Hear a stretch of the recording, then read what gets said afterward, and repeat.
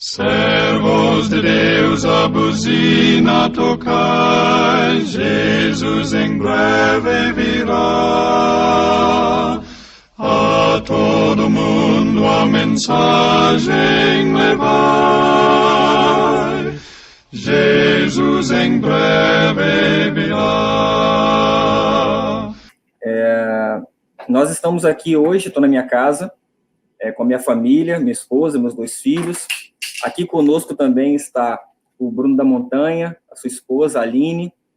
Também está conosco aqui o Jackson, lá de Petrolina. Também o Bruno, Teresópolis, né, Bruno? Então, estão aqui conosco nessa grande missão, como o irmão Luiz falou muito bem, que é a escola missionária. Nós estamos com esse objetivo, né, de termos uma escola missionária onde possa formar jovens missionários para levar a nossa mensagem a todos os lugares, e Deus tem abençoado, e nós pedimos aos irmãos que orem por esse projeto,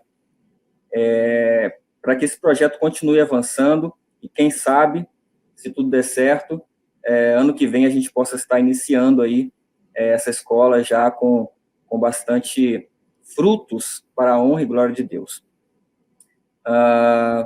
Nós recebemos esse convite com muita alegria do irmão Luiz para estar conosco aqui. Eu digo que é algo novo para mim, é a primeira vez que eu estou falando ao vivo, assim, pela internet, nunca fiz esse tipo de transmissão, mas para a honra e glória de Deus, Cristo está conosco, e que toda palavra que aqui for falada seja para glorificar o nome do nosso Salvador.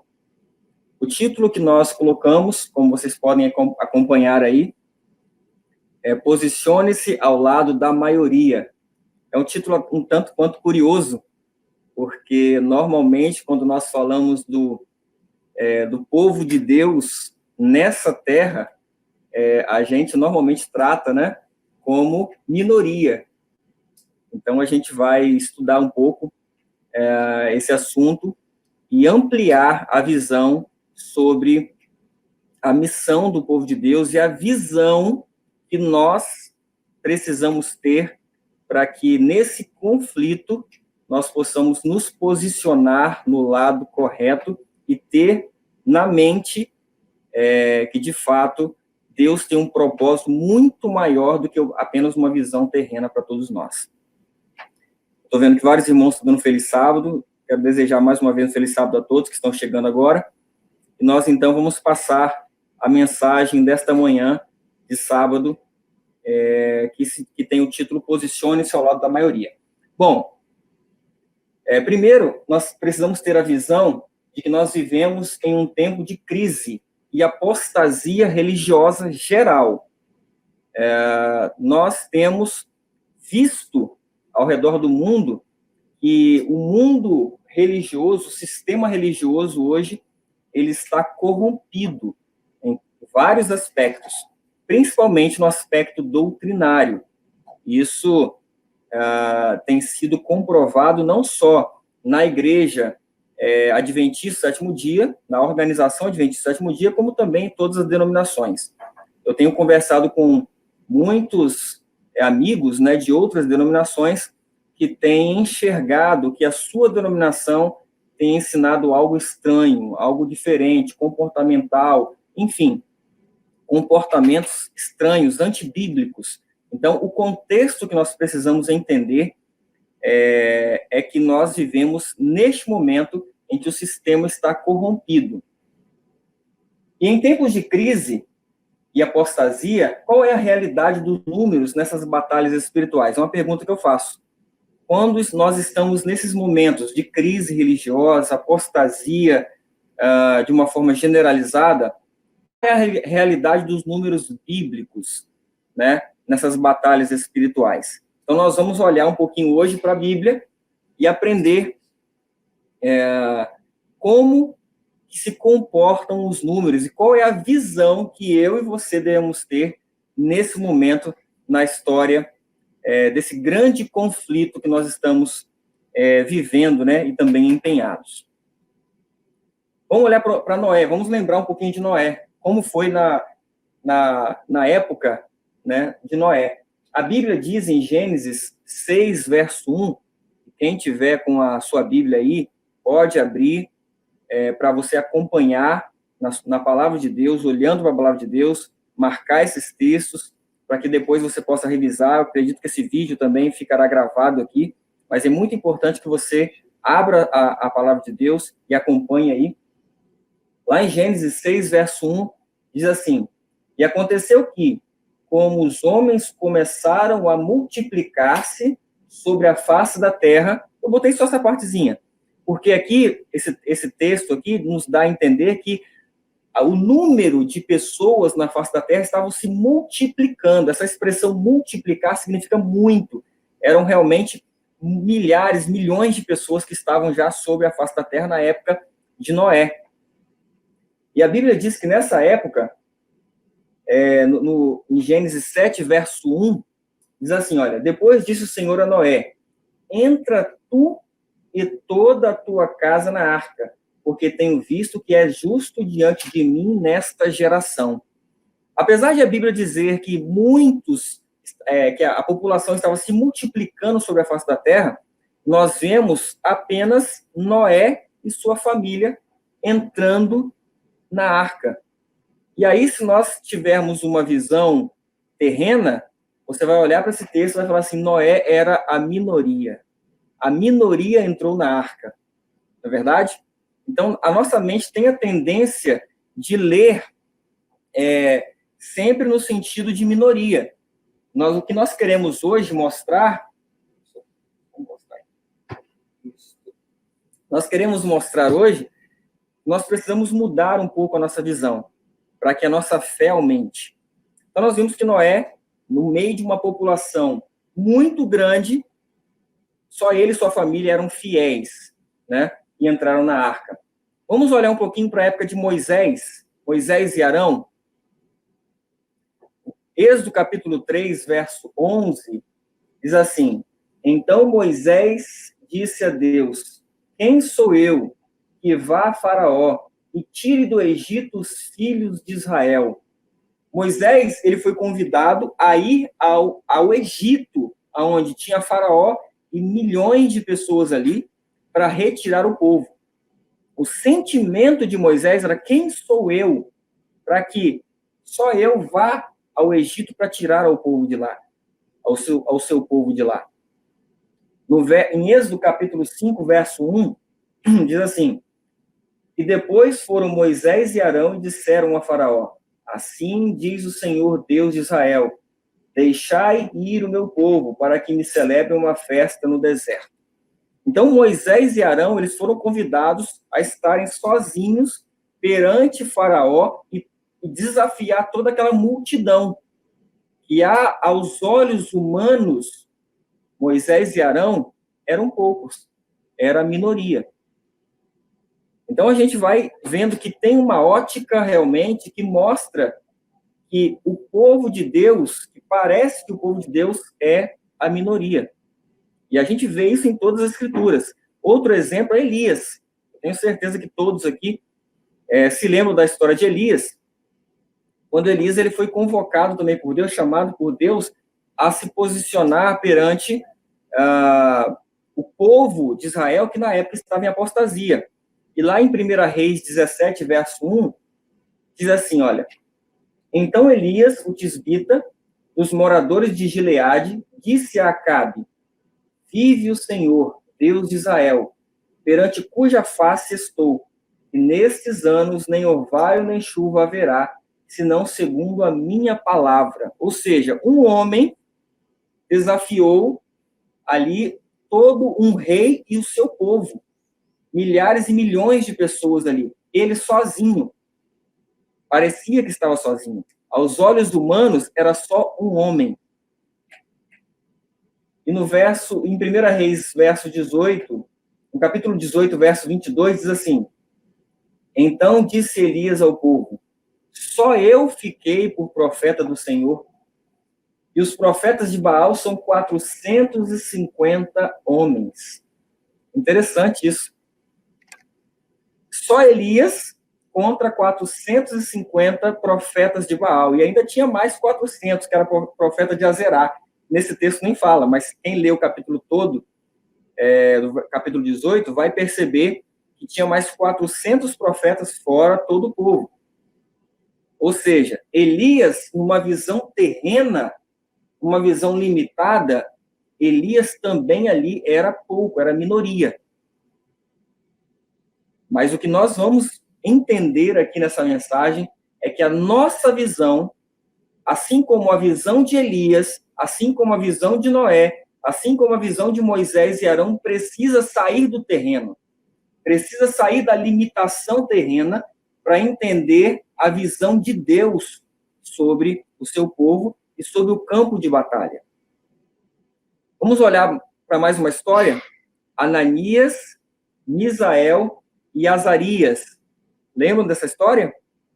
Lá em Daniel, capítulo 3, no verso 16 ao 18, é um verso que eu gosto muito, é uma passagem que eu amo, que diz assim: Responderam Sadraque, Mesaque e Abednego, e disseram ao rei Nabucodonosor: Não necessitamos de te responder sobre este negócio.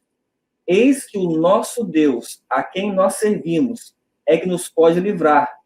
Ele nos livrará da fornalha de fogo ardente e da tua mão, ó rei. E se não, fica sabendo, ó rei, que não serviremos a teus deuses e nem adoraremos a estátua de ouro que levantaste. Esses 3 jovens, eles foram colocados lá em Babilônia diante de uma grande prova. Não é isso, Bruno? Estou aqui, vou interagir também com quem está aqui comigo. E eles foram colocados diante de uma grande multidão em que se prostrou aquela estátua que Nabucodonosor tinha erigido, construído para exaltação própria. E aqueles 3 homens fiéis, diante de uma situação que parecia controversa, parecia uma multidão contra os 3, eles se mantiveram firmes em adoração ao verdadeiro Deus e não se curvaram diante daquela estátua, desonrando assim o grande Deus de Israel.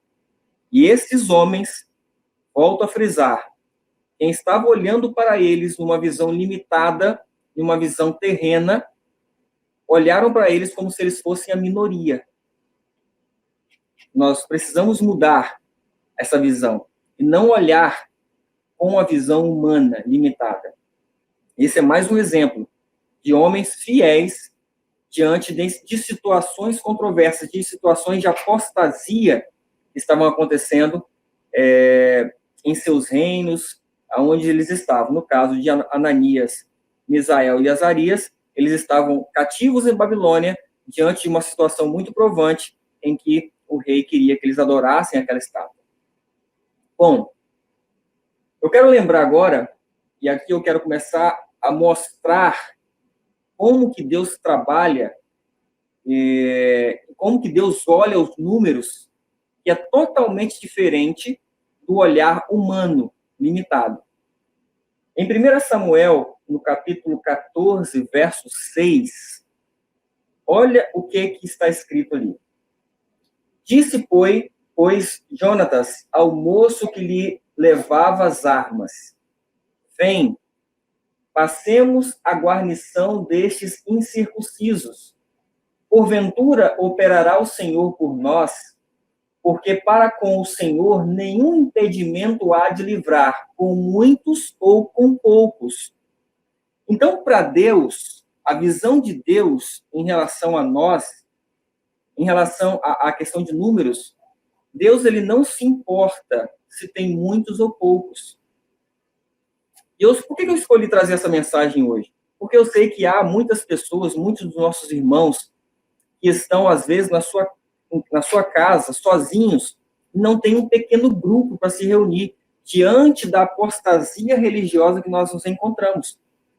Muitos têm, inclusive, nos procurado nas redes sociais, e perguntando se há algum grupo próximo, alguma cidade próxima, e às vezes não há. E essas pessoas, às vezes, para não participar de suas denominações, de suas instituições religiosas, nas quais existem apostasias de vários ângulos, elas às vezes têm que estar sozinhas em adoração a Deus. Então, eu quero nessa manhã de sábado trazer essas pessoas a uma visão celestial do campo de batalha e dar uma ótica divina para esses momentos em que nós estamos passando. Então, aqui, como nós vemos aqui, Jonatas, ele falou que para Deus não há impedimento de livrar, tanto com muitos ou com poucos. Para Deus não faz diferença. Nós vamos ver o que importa para Deus. No livro Patriarcas e Profetas, na página 588, Ellen White escreveu assim: o êxito não depende do número. Deus pode livrar tanto com poucos como com muitos. Ele é honrado nem tanto pelo grande número, como pelo caráter daqueles que o servem. Nós temos falado isso para muitos dos nossos irmãos. Nós temos que nos preocupar hoje em nos assemelhar em caráter a Cristo. Porque, mesmo que estivermos sozinhos no bairro, na cidade onde nós estamos morando, defendendo a verdade, buscando o caráter de Cristo, nós não precisamos ficar preocupados. Nós não temos que nos sentir só. Você vai ver isso já já. Nós precisamos ter uma mente espiritual para que nós possamos enxergar o campo de batalha de forma espiritual. Primeiro ponto. Grandes profetas, grandes heróis da fé do passado, eles também estiveram sozinhos em meio à apostasia. E eles se mantiveram firmes. Deus, ele não se importa com quantidade. Deus, ele se importa com qualidade. Então, você precisa entender isso, compreender a forma de Deus enxergar. Ellen White escreveu também no livro Grande Conflito, a página 214, ela escreveu assim: em cada era, Deus tem chamado seus servos para levantarem suas vozes contra os erros prevalecentes e os pecados da multidão. Noé foi chamado a estar em pé sozinho para advertir o mundo antediluviano. Moisés e Arão estiveram sozinhos contra o rei, os príncipes, os mágicos, os sábios e as multidões do Egito. Elias estava sozinho quando testificou contra um rei infiel e um povo apostatado. Daniel e seus companheiros permaneceram sozinhos contra os decretos dos poderosos monarcas. A maioria, geralmente, encontra-se ao lado do erro e da falsidade. O fato de os teólogos terem um mundo ao seu lado não prova que eles estejam ao lado da verdade de Deus.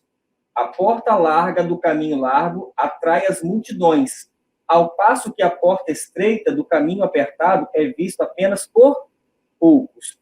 Essa visão, essa escrita aqui do Grande Conflito, ela traz relatado a história dos grandes heróis e mostra uma visão limitada da questão dos números. Porque ela fala que a maioria geralmente encontra-se ao lado do erro e da falsidade, ou seja, ela está tratando de um campo terreno apenas. Mas, de fato, se você tiver uma limitação de visão somente dessa terra, a maioria sempre estará do lado do erro. E a minoria estará do lado da verdade. Mas hoje nós vamos nos tirar da posição e da visão somente terrena. Nós vamos elevar a nossa visão. Nós vamos ver isso nas Escrituras. Bom,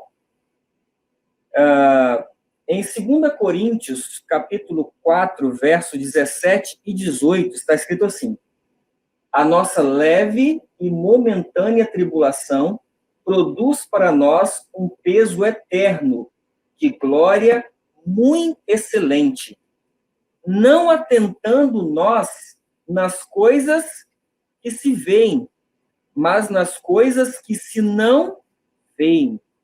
Percebeu o que Paulo está nos ensinando aqui?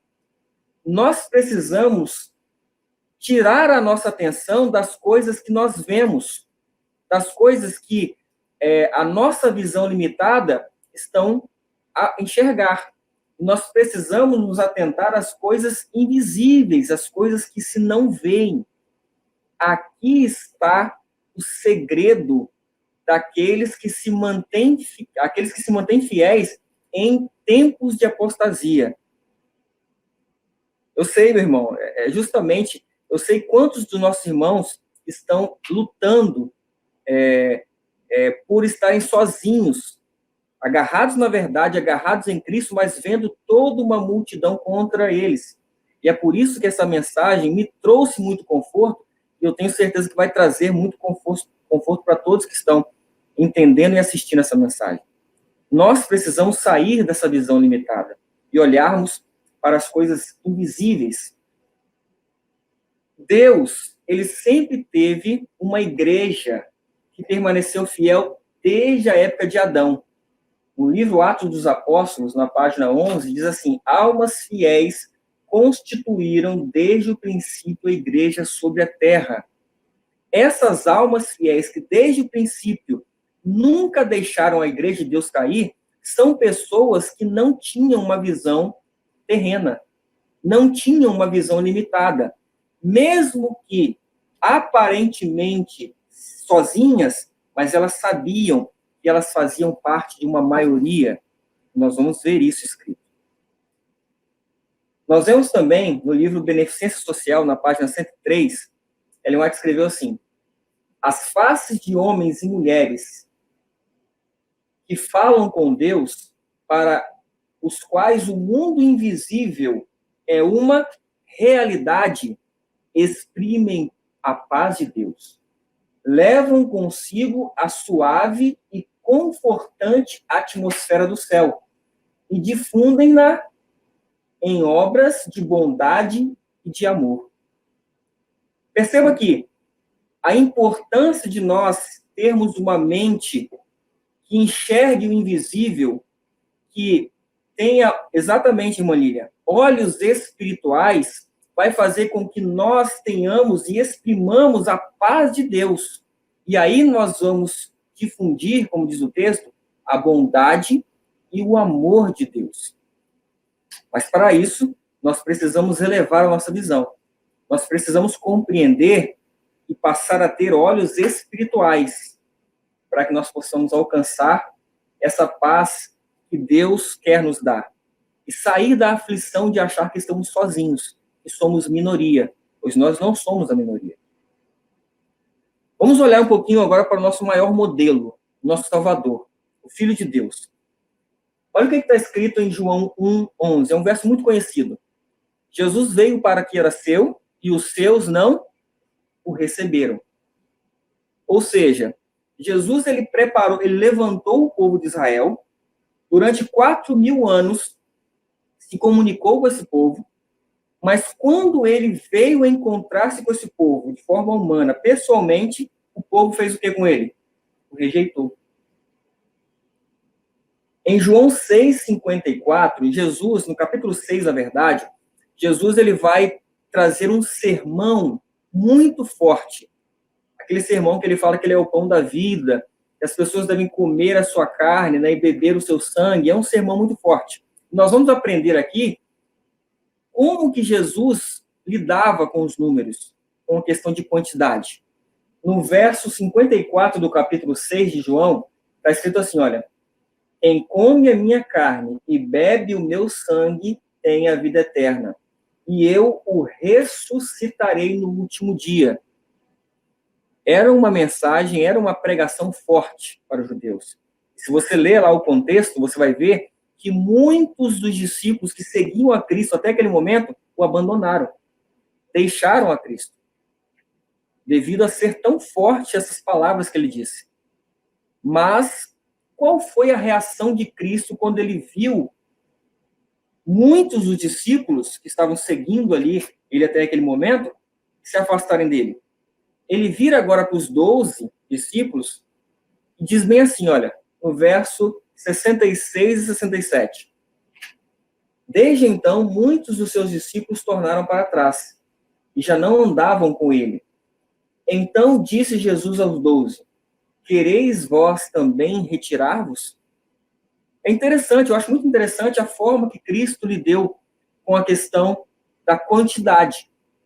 E a gente vê nessas palavras que Cristo não estava o mínimo preocupado com a quantidade de pessoas que estavam seguindo. Mas ele estava preocupado com o caráter, a qualidade, a coragem, a fé das pessoas que estavam seguindo a ele. O entendimento que elas tinham das Escrituras. E ele virou para os discípulos. Ele poderia muito bem ter ficado preocupado.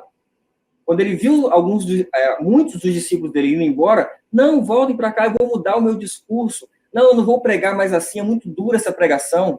Ele poderia ter reagido assim. Mas Jesus, ao contrário, ele se firmou na verdade com toda a paz, com todo o amor, com toda a mansidão, com toda a bondade, sempre, mas firme na verdade, e ele virou para os discípulos e falou, quereis vós também retirar-vos? Ele não estava preocupado com números. E assim também, queridos, nós não podemos ficar preocupados com quantidade. Será que na cidade onde eu estou, muitas pessoas irão aceitar a verdade que eu estou defendendo, que eu estou pregando? Será que é essa a minha preocupação? A minha preocupação deve ser levar a verdade com amor, com bondade, com humildade, refletindo o caráter de Deus. E se Deus quiser acrescentar a sua igreja, maravilha, bênção. E se ele não quiser, a sua fé depende da quantidade de pessoas que estão aceitando a verdade. Essa maturidade todos nós precisamos ter. Mas vamos avançar. E nós, seguindo ainda, vendo ainda e aprendendo com Jesus, a gente percebe que na época de Cristo, ele estava lidando contra uma multidão que professava crer nele, que professava seguir o mesmo Deus que ele seguia, o mesmo Deus de Cristo, e contra a liderança de Israel. No capítulo 7 de João, verso 46 a 48, diz assim, responderam os servidores, nunca homem algum falou assim como este homem.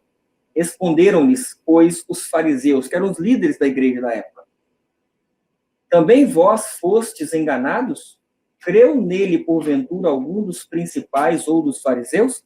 Percebam que Jesus, além de estar se colocando numa posição contrária à maioria visível, ele estava também se colocando contrário à posição da liderança religiosa da época.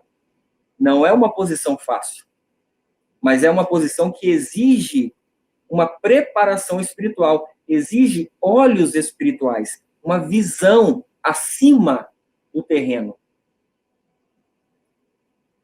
Em Lucas 5, verso 8 a 10, a gente vai ver agora um pouquinho, nós vamos entrar, quem eram os discípulos também. Nessa batalha espiritual, onde nós somos chamados a nos posicionar contra um sistema religioso que, humanamente falando, é a maioria, olha o tipo de discípulo que Jesus foi buscar.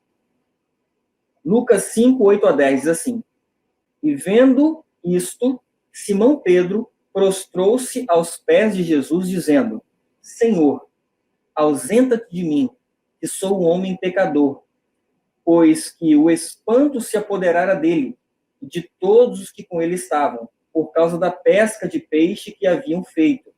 E de igual modo, também Tiago e João, filhos de Zebedeu, que eram companheiros de Simão. E disse Jesus a Simão, não temas, de agora em diante serás pescador de homens. Diante daquela pesca maravilhosa que todos nós conhecemos, que Jesus fez, aquele milagre, os discípulos, que eram pessoas simples, pescadores, e Jesus trouxe para serem pescadores de homens agora, eles ficaram espantados. Mas percebam que Cristo, ele não foi buscar os intelectuais para serem os mais próximos dele. Jesus foi buscar, em tempos de crise espiritual, em tempos de crise religiosa, Jesus foi buscar os mais simples, que, de fato, eram pessoas que estavam numa posição mais humilde para entender e aceitar aquilo que Cristo estava ensinando e tinha para ensiná-los. Assim também é hoje. Nós precisamos entender como Cristo agiu para possamos entender como que ele age hoje, porque Cristo é o mesmo ontem, hoje e o será para todo sempre. 1 Coríntios 1, verso 27, diz assim, olha, Mas Deus escolheu as coisas loucas deste mundo para confundir as sábias. E Deus escolheu as coisas fracas deste mundo para confundir as fortes. Deus trabalha de uma forma contrária à visão deste mundo. Deus trabalha de uma forma em que os intelectuais não compreendem. E nós precisamos entender as Escrituras para então sabermos em que posição estamos. Na meditação matinal, Cuidado de Deus, Ellen White comentando essa parte da escolha de Cristo, ela escreveu bem assim: Cristo escolheu as coisas loucas do mundo, os que o mundo considerava indoutos e ignorantes, para confundir os sábios do mundo. Os discípulos eram indoutos nas tradições dos rabis, mas com Cristo como seu exemplo e mestre, estavam obtendo uma educação da mais elevada espécie, pois tinham diante de si um exemplo divino. Cristo apresentava-lhes as mais sublimes verdades. Ou seja, pessoas que o mundo considerava indoutos, mas para o céu eram as pessoas mais bem preparadas para entender e aceitar os ensinos celestiais que vinham da boca do grande mestre, que era nosso Salvador. Então, assim também hoje, Deus tem escolhido em todas as partes desse planeta, não se preocupando com a intelectualidade, o nível de estudo, de escolaridade, não. Cristo está buscando corações humildes, corações abertos a entender e ouvir a sua voz. Por isso, nós não temos que nos preocupar com números. Nós precisamos nos preocupar com o caráter que nós precisamos buscar. Mas vamos continuar. No livro Desejo das Nações, Ellen White, ela escreveu bem assim: os discípulos trajavam as humildes vestes de pescador. Eram pobres de bens do mundo, mas ricos no conhecimento e observância da verdade. O que à vista do céu os colocava onde? Na mais alta posição como mestres. Não haviam estudado nas escolas dos profetas, mas por 3 anos foram instruídos pelo maior educador que o mundo já conheceu. Que maravilha! Aos olhos do céu, esses discípulos que não tinham bens terrenos, eram indoutos aos olhos humanos, eles estavam na mais alta posição como mestres. Interessante, queridos irmãos, nós entendermos como o céu olha para o ser humano. E é aqui que eu quero trazer a todos hoje, a sair da limitação da visão terrena e ter um prisma mais elevado, para nós entendermos e não ficarmos nos preocupando com quantidade, pois Deus não está preocupado com quantidade. Ele pode nos libertar, ele pode agir, ele pode pregar esse evangelho eterno, tanto com poucos como com muitos. Para Deus isso não importa. O que vai acontecer nos últimos dias? O Manuscritos Release, no volume 15, na página 312, Ellen White escreveu assim: assim como outrora chamou pescadores para serem seus discípulos, ele suscitará dentre o povo comum a homens e mulheres que realizem sua obra. Em breve, haverá um avivamento que surpreenderá a muitos. Os que não percebem a necessidade do que deve ser feito serão passados por alto, e os mensageiros celestiais trabalharão com quem? Com os que são chamados de pessoas comuns, habilitando-as a levar a verdade para muitos lugares. Assim será o término da obra, o término da pregação do Evangelho Eterno, lá de Apocalipse 14. Haverá um avivamento, como já está começando a ter esse avivamento, que vai surpreender a muitos. Por quê? Porque a maioria tem uma visão limitada, tem uma visão terrena, não consegue sair do prisma terreno para um prisma celestial. E então muitos serão enganados porque confiam no poder humano e não entendem o poder divino e a forma de Deus trabalhar. Muito bem. Como foi na Idade Média? Olha só o que está escrito no Grande Conflito. Foi um tempo de profunda angústia para os fiéis seguidores de Cristo. Sob a capa de pretenso cristianismo, Satanás se estava insinuando na igreja a fim de corromper-lhe a fé e desviar-lhe a mente da palavra da verdade. Agora, num prisma que ela escreve, uma visão terrena, onde os terrenos têm essa visão, ela escreve: a maioria dos cristãos finalmente consentiu em baixar a norma, formando-se uma união entre o cristianismo e o paganismo. Ou seja, num prisma religioso, num sistema religioso, realmente a maioria, hoje, também baixou a norma. E está se formando uma união entre o cristianismo e o paganismo. E nós estamos presenciando isso, irmãos, debaixo dos nossos olhos. As últimas notícias sobre o papado, a convocação que ele fez para o ano que vem, em maio, chamando todos os grandes poderosos da terra para se unirem, nós estamos presenciando essa união entre paganismo e cristianismo.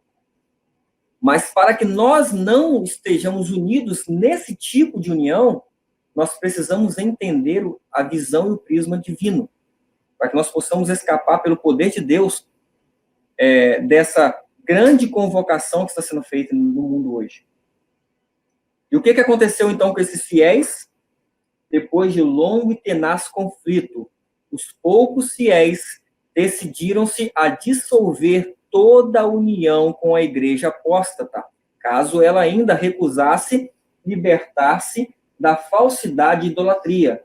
Viram que a separação era uma necessidade absoluta se desejavam obedecer à palavra de Deus. Não ousavam tolerar erros fatais à sua própria alma e dar exemplo que pusessem em perigo a fé de seus filhos e netos. Essa é uma realidade hoje. Muitos não estão suportando mais frequentar os templos porque a apostasia é tão grande que a influência que nós temos ao participar de tais cultos religiosos podem afetar a nós mesmos e principalmente as nossas crianças, aos nossos jovens. Então, muitas famílias estão se retirando para fazerem seus cultos nas suas casas, nos seus lares, sozinhos muitas vezes, sem ter uma companhia visível, mas pela fé, para se manterem ligados a Cristo, não participarem dessas apostasias nessas instituições religiosas. Essa é a realidade de muitos hoje, e de muitos, inclusive, que estão aqui assistindo esse vídeo. Nós sabemos disso. Bom, no Grande Conflito, na página 596, diz assim: o espírito que atuava naqueles sacerdotes e príncipes ainda é manifesto por muitos que fazem alta profissão de piedade. Recusam-se a examinar o testemunho das Escrituras concernente às verdades especiais para este tempo. Apontam para o seu número, percebam como é que é a visão das instituições. Apontam para o seu número, riqueza e popularidade e olham com desdém os defensores da verdade, sendo estes poucos, pobres e impopulares, mas tendo uma fé que os separa do mundo. A visão que eles têm, ao enxergar esse movimento que está acontecendo a nível mundial, em todas as denominações, de pessoas despertando para a apostasia do sistema religioso, é olharem para nós e dizerem: quem são esse povo, esses pequenos defensores, impopulares, não têm a intelectualidade, os estudos, as faculdades que nós temos, e então eles desprezam essas pessoas que têm buscado ter uma fé pura e separar-se do mundo, dos seus costumes, das suas práticas, das suas palavras, do seu comportamento. Então, nós precisamos compreender que eles têm essa visão de nós. Mas, para que nós possamos nos manter fiéis, nós precisamos ter outra visão. E qual é a visão que nós precisamos ter? Isaías 60, verso 22. Olha o que está escrito ali. Deus fala bem assim, olha. Quando Deus fala para o seu povo fiel, em tempos de apostasia e de batalha: o menor virá a ser 1000, e o mínimo, uma nação forte. Eu, o Senhor, ao seu tempo, o farei prontamente. Percebeu? O menor virá a ser 1000, e o mínimo, o pequeno, será uma nação forte. Por quê? Quem vai fazer isso a seu tempo? Deus fará isso. Os que eles olham como poucos, fracos, Deus fará que se tornem 1000 e muito fortes. Nós precisamos entender a visão divina. Olha o que está escrito em 2 Reis, no capítulo 6, do verso 15 ao 17. E o servo do homem de Deus se levantou muito cedo e saiu. E eis que um exército tinha cercado a cidade com cavalos e carros. Vocês vão entender de quem está falando, de que história é essa. Então o seu servo lhe disse: ai, meu senhor, que faremos? E ele disse: não temas, porque mais são os que estão conosco do que estão com eles. E orou Eliseu e disse: Senhor, peço-te que lhe abras os olhos, para que veja. E o Senhor abriu os olhos do moço, que era Geazi, né? E viu. E eis que o monte estava cheio de cavalos e carros de fogo em redor de Eliseu. Por que eu trouxe esse texto aqui? Porque esse texto é o centro da mensagem de hoje. Geazi, ele representa aqueles que têm uma visão limitada, que só estão enxergando o que os olhos terrenos podem ver. E ele ficou com medo. Ele virou para Eliseu, que era o profeta de Deus, que representa aqueles que têm uma visão mais ampliada, e ele virou com medo e falou: Eliseu, olha a quantidade de cavalos que estão ao nosso redor, cercaram a gente. E Eliseu fala a frase central dessa mensagem. Eu gostaria que você nunca se esquecesse. Ele diz assim: não temas, porque mais são os que estão conosco dos que os que estão com eles. Quando nós nos retiramos da ótica terrena e olhamos para o campo do universo, nós vamos lembrar que mais são os que estão conosco em todo o céu, em todos os planetas não caídos, do que os que estão aqui caídos. E quando um homem, uma mulher, se posiciona ao lado da verdade, ao lado da lei de Deus, ao lado da palavra verdadeira de Deus, nesse momento ele está se colocando ao lado da maioria. É exatamente nesse momento que ele passou para o lado de Deus, que sempre será a maioria. E é isso que você que está aí, de repente, ouvindo esse sermão aqui pela internet, sozinho na sua casa, parecendo-se e se sentindo, às vezes, solitário, eu quero que você entenda que agora existem anjos ao teu lado. E você, quando entende a verdade, você passou a estar do lado da maioria nesse universo. Você precisa compreender isso. Porque quando você compreende, quando eu e você compreendemos isso, isso traz conforto e paz. A paz de Deus preenche nosso coração. E assim foi que Eliseu, ali representando, né, essa mente, essa ótica divina, mostrou para Geazi: Geazi, abre os teus olhos. E ele orou a Deus para que Deus abrisse os olhos de Geazi. E quando ele abriu, o que aconteceu? Geazi contemplou uma multidão de anjos ao redor dele e de Eliseu. E então Geazi compreendeu que eles estavam protegidos ali. E assim também eu quero que você compreenda que aonde você estiver, os anjos de Deus estão ao seu redor. Não tema a multidão, eles são a minoria. Em Juízes, no capítulo 7, verso 2, nós vamos justamente ver o mesmo princípio. Lembra de Gideão? A história de Gideão? E disse o Senhor a Gideão: muito é o povo que está contigo. Nós vamos ver que Deus não se preocupa com muito aqui nessa terra.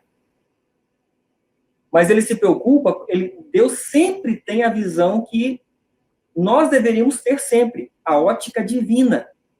Muito é o povo que está contigo, Gideão, para eu dar aos midianitas em sua mão, a fim de que Israel não se glorie contra mim, dizendo: a minha mão me livrou. Queridos, nós estamos vivendo justamente um paralelo dessa guerra. Essa última batalha que o povo de Deus vai enfrentar nessa terra é uma batalha que somente Deus pode vencer.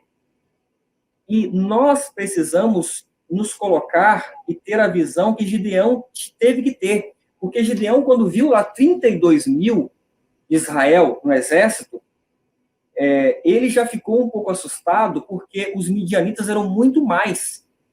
Mas quando ele ouve de Deus: Gideão, isso é muito ainda, esse povo que está contigo é muito. E ele dá uma prova para Gideão.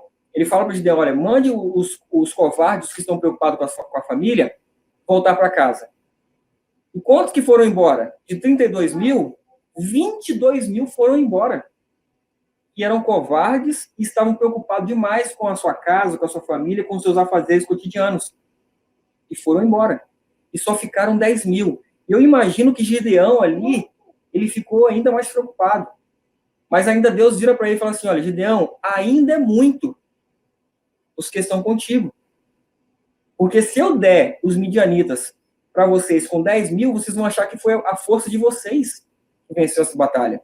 Então, faz o seguinte: manda eles descerem naquele rio lá e beberem a água. Aqueles que levarem a água até a boca, sem se agacharem, esses estão prontos. Os que se agacharem para lamber a água, pode mandar voltar para casa. E Gideão, ali nesse momento, teve a maior prova dele de fé, onde a visão dele teve que mudar. Justamente porque na visão dele, ele tinha se tornado a minoria. Mas uma minoria absurda, porque ficaram só 300 homens preparados. Imagina, de 32 mil, só ficaram 300 para aquela batalha contra os midianitas, que eram mais de 100 mil. E aí Deus fala: agora sim, agora você está pronto para essa batalha. Queridos, o povo que vai permanecer nesses últimos dias terão que ter uma visão espiritual fora da terra. Terão que estar livre da ótica terrena e enxergar que nós temos anjos que batalharão por nós. Essas mensagens que temos que dar não serão levadas por homens. Serão anjos que estarão no campo de batalha junto conosco. Nós seremos mais um dos milhares e milhares de anjos que estarão agindo aqui nessa terra juntamente conosco. Eu poderia citar vários exemplos de como será esse término da obra. Lembra de Filipe, quando ele foi transportado para perto do eunuco?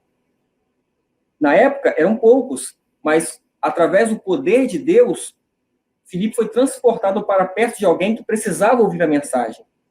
Eu creio que essas coisas estão escritas para nós hoje. Porque o poder que vai ser manifestado no nosso tempo, na chuva serôdia, será maior do que o poder na chuva temporã. Então, o que nós precisamos saber é que nós precisamos ter o caráter de Cristo para que sejamos instrumentos, assim como Filipe foi.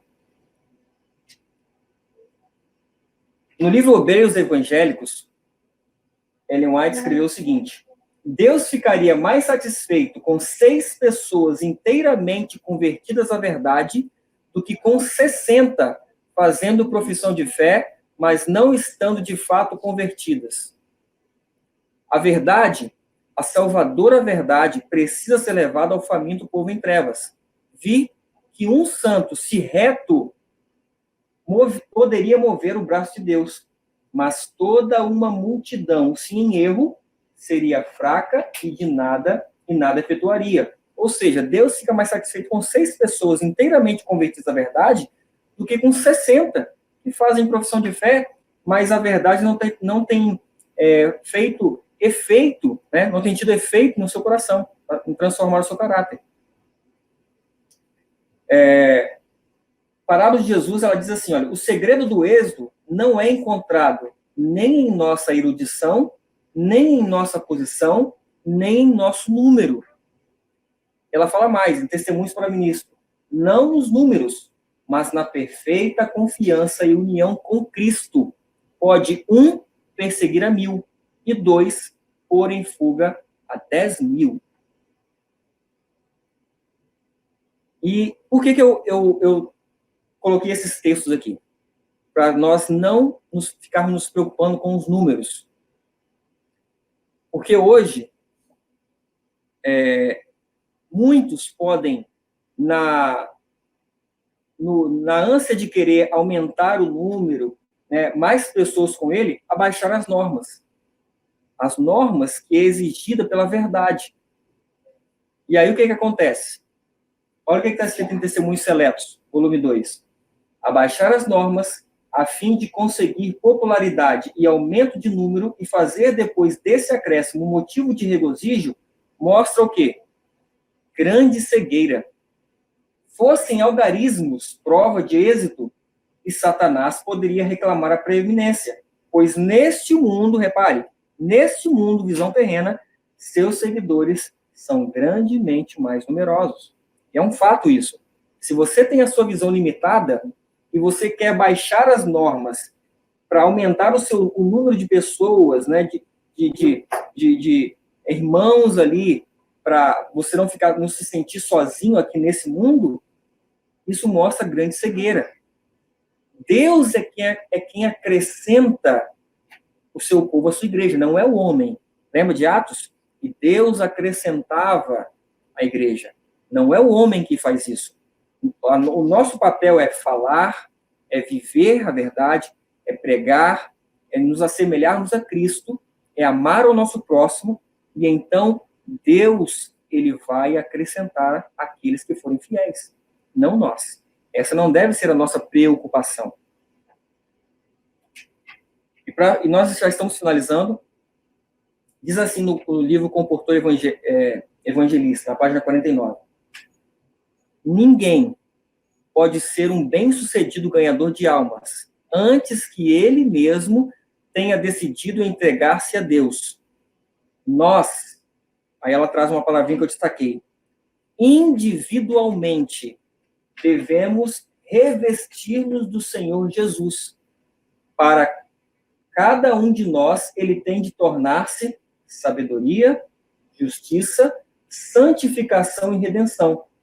Quando nossa fé se apodera de Cristo como nosso Salvador pessoal, não como um Salvador coletivo, a nossa fé tem que se apoderar como um Salvador pessoal de Cristo. Expoluemos perante os outros sob nova luz. Então, nós precisamos entrar nessa obra de preparação individualmente. Cristo, ele precisa se tornar para cada um de nós, em especial, sabedoria, justiça, santificação e redenção. Não importa se você está sozinho aí onde você está. O importante é ter Cristo ao seu lado. O importante é que a verdade que você está defendendo santifique a sua vida. Porque se a verdade que você está defendendo não está santificando a sua fala, seus pensamentos, as suas atitudes, a forma de você se alimentar, de você se vestir, a forma de você trabalhar, a forma de você tratar as pessoas, se essa verdade não está te santificando, ela não está dando fruto que Cristo quer que dê em você individualmente. Mas quando essa verdade frutificar em você individualmente, então você se tornará um imã para atrair os fiéis, as ovelhas que ainda estão em outros apriscos. É isso que você precisa entender. Penúltimo texto que eu vou ler nessa manhã está em Testemunhos Seletos, no volume 2, diz assim: quando vier este tempo de angústia, e está chegando esse tempo de angústia, todo caso estará decidido, mas não mais haverá graça, nem misericórdia para o povo impenitente. O selo do Deus vivo estará sobre o seu povo. Estes poucos remanescentes, incapazes de se defenderem no conflito mortal com os poderes da terra, arregimentados pela hoste do dragão, fazem de Deus a sua defesa. Pela mais elevada autoridade terrestre foi feito o decreto para que, sob pena de perseguição e morte, adorem a besta e recebam seu sinal. Queira Deus auxiliar seu povo agora, pois sem sua assistência, que poderão eles fazer naquele tempo em tão terrível conflito. Percebem que estes poucos remanescentes na visão terrena, eles fazem de Deus a sua defesa, porque eles sabem que eles são incapazes de lutar fisicamente ou de qualquer outra forma contra essa apostasia, né? Essa grande hoste do dragão que ele tem reunido e vai continuar reunindo agora. Mas o grande segredo está justamente nesse texto aqui. Eu quero ler para os irmãos. Já os juízos de Deus se manifestam na terra, em forma de tempestades, inundações, terremotos e perigos por terra e mar. O grande eu sou está falando aos que anulam sua lei. Quando a ira de Deus for derramada sobre a terra, quem estará em condições de subsistir? Agora é tempo de mostrar-se o povo de Deus leal aos princípios. A nossa maior prova, irmãos, é descrita nesse texto. Quando a religião de Cristo for mais desprezada, quando sua lei mais desprezada for, então deve nosso zelo ser mais ardoroso e nosso ânimo e firmeza mais inabaláveis. Por quê? Porque permanecer em defesa da verdade e justiça, quando a maioria, numa visão terrena, nos abandona, ferir as batalhas do Senhor, quando são poucos os campeões, essa será a nossa prova. Naquele tempo, devemos tirar calor da frieza dos outros, coragem de sua covardia e lealdade de sua traição. A nação ficará do lado do grande líder rebelde. A nossa maior prova nesses últimos dias será justamente numa questão de ótica. Se você tiver uma ótica limitada, você vai se sentir meio que abandonado, sozinho, pequeno. Por quê? Porque nessa visão, a maioria abandona a gente. A maioria vai estar do lado do grande rebelde. Essa será a nossa prova. Mas assim como Eliseu tinha a mente celestial, tinha uma ótica celestial, assim os servos de Deus terão também essa ótica celestial. Por isso que em meio às grandes tribulações que estarão acontecendo na Terra, eles estarão em paz. Por quê? Eu fecho com esse texto. Porque eles sabem o seguinte: em comparação com os milhões do mundo, o povo de Deus será, como tem sido sempre, um pequeno rebanho. Mas, se permanecerem na verdade, como revelada em sua palavra, Deus será seu refúgio. Permanecerão sobre o amplo abrigo da onipotência. E aí vem a frase. Eu amo essa frase. Diz assim: Deus é sempre a maioria. Quando o som da última trombeta penetrar a prisão dos mortos e os justos saírem triunfantes, exclamando: onde está, ó morte, o teu aguilhão? Onde está, ó inferno, a tua vitória? Para permanecerem, então, com Deus, com Cristo, com os anjos e com os leais e fiéis de todos os tempos, os filhos de Deus serão a grande maioria. Mas para que nós possamos, de fato, literalmente, permanecer com Deus, com Cristo, com os anjos, com os leais e fiéis de todos os tempos, e literalmente, visivelmente, sermos a grande maioria, nós precisamos ter a ótica divina hoje de já sermos a grande maioria. Já estarmos fazendo parte dessa grande maioria, para que um dia, literalmente, nós possamos cumprimentar, adorar o nosso Deus e ao seu Filho, cumprimentar o nosso anjo, que agora está aqui do meu lado. Aqui, na sala da minha casa, tem vários anjos. Aí com você, tem anjos também te guardando. Nós precisamos ter a visão espiritual, para que um dia, então, possamos fazer parte desse povo, literalmente, onde poderemos vê-los face a face como vemos uns aos outros hoje. Deus possa te abençoar e você possa se posicionar ao lado da maioria, porque Deus, ele é sempre a maioria. Que Deus te abençoe.